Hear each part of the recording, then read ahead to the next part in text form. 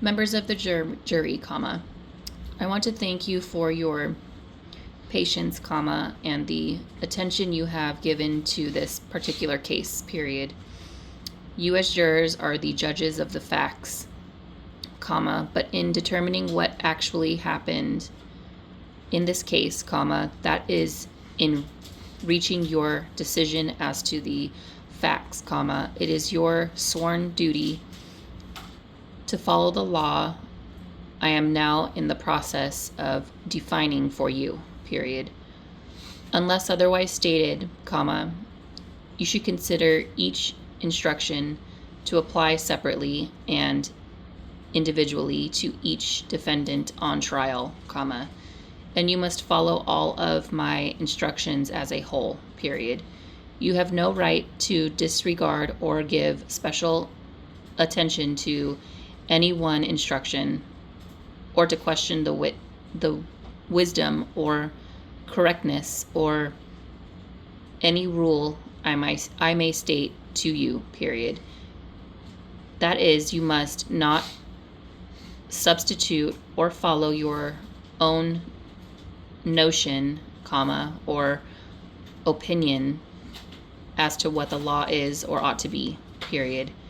It is your duty to apply the law as I give it to you, regardless of the consequences, period. By the same token, comma, it is also your duty to face your verdict solely upon the testimony and evidence in the case without prejudice or sympathy, period.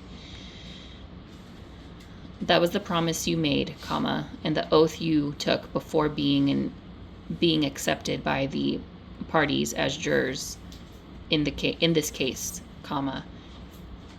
And they have the right to expect nothing less, period.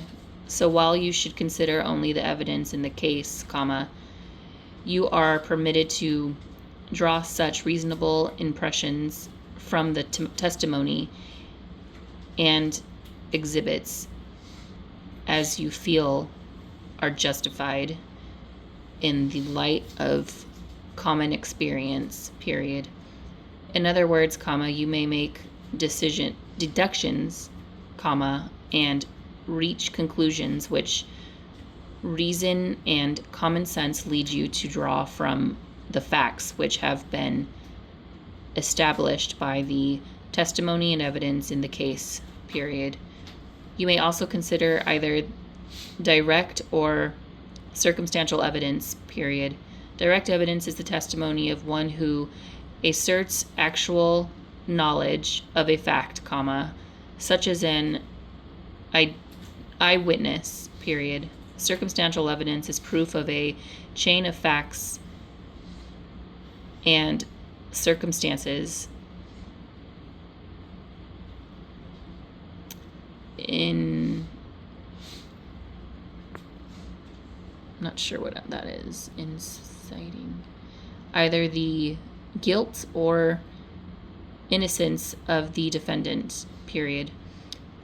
The law makes no distinction between the weight to be given to each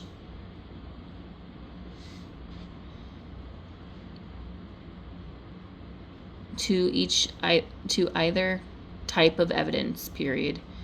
It requires only that you